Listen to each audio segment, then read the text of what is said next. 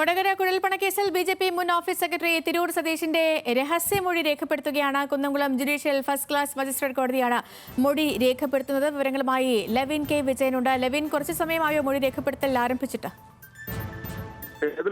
മൊഴി രേഖപ്പെടുത്തുന്ന നടപടികൾ കോടതി പൂർത്തീകരിച്ചു. കുന്നംകുളം ഫസ്റ്റ് ക്ലാസ് മജിസ്ട്രേറ്റ് ആയിട്ടുള്ള എൽ വസന്തനാണ് തിരൂർ സതീശന്റെ മൊഴി രേഖപ്പെടുത്തിയത്. ഇന്ന് വൈകിട്ട് 5 മണിയോടുകൂടിയാണ് 4 മണിയോടുകൂടിയാണ് മൊഴി രേഖപ്പെടുത്താൻ ആരംഭിച്ചത്. ഏകദേശം 1.5 മണിക്കൂറിലേറെ സമയമെടുത്ത് മൊഴി രേഖപ്പെടുത്തി. നേരത്തെ തന്നെ സതീശൻ കൊടകര കുഴൽപ്പണക്കേസുമായി ബന്ധപ്പെട്ടുകൊണ്ട് ഒട്ടനവധി ആരോപണങ്ങൾ ഉന്നയിച്ചിരുന്നു. ഇത് പ്രകാരം സംസ്ഥാന സർക്കാർ പ്രത്യേകമായിട്ടുള്ള സ്പെഷ്യൽ ഇൻവെസ്റ്റിഗേഷൻ ടീമിനെ ഉപയോഗിച്ച് കേസ് പുനരന്വേഷിക്കാനുള്ള തീരുമാനവും എടുത്തിരുന്നു.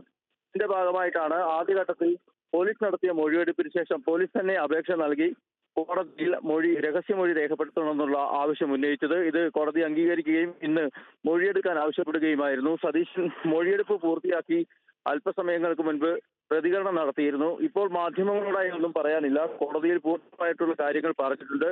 ഇതിന്റെ അടിസ്ഥാനത്തിൽ ഈ അന്വേഷണ ഘട്ടത്തിൽ കാര്യങ്ങൾ പ്രതികരിക്കുന്നില്ല എന്നുള്ളൊരു മറുപടി കൂടിയാണ് സതീശൻ പറഞ്ഞത്. ഏതായാലും കൊടകര കുഴൽപ്പണ കേസിന്റെ 2ാം ഘട്ട അന്വേഷണം പുരോഗമിക്കുന്നതിനിടെ നിർണായകമായൊരു നീക്കം തന്നെയാണ് സതീശിന്റെ രഹസ്യമൊഴി രേഖപ്പെടുത്തിയത്. രഹസ്യമൊഴിക്ക് ശേഷം ഈ കേസുമായി ബന്ധപ്പെട്ടുകൊണ്ട് ബി.ജെ.പി. നേതാക്കളുടെ അടക്കം പേരുകൾ നേരത്തെ ഉയർന്നു വന്നിരുന്നു. സതീശനും അത് ആവർത്തിക്കുകയും ചെയ്തു. ഇത്തരത്തിൽ ഈ സതീശൻ ഇന്ന് നൽകിയ രഹസ്യമൊഴിയിൽ മറ്റുള്ള ബി.ജെ.പി. നേതാക്കളുടെ പങ്കുണ്ടെങ്കിൽ അവർ ഈ കേസിൽ നേരിട്ട് അന്വേഷണ വിധേയരാകുന്ന ഒരു സാഹചര്യം ഉണ്ടായിരിക്കുകയാണ്. ഏതായാലും നിർണായക മൊഴിയാണ് എന്നുള്ളതാണ് സൂചന. സതീശന്റെ നൽകിയ വിവരങ്ങൾ വെച്ച് പോലീസ് തുടരന്വേഷണവും നടത്താൻ സാധ്യതയുണ്ട്. ശരി ലെവിൻ.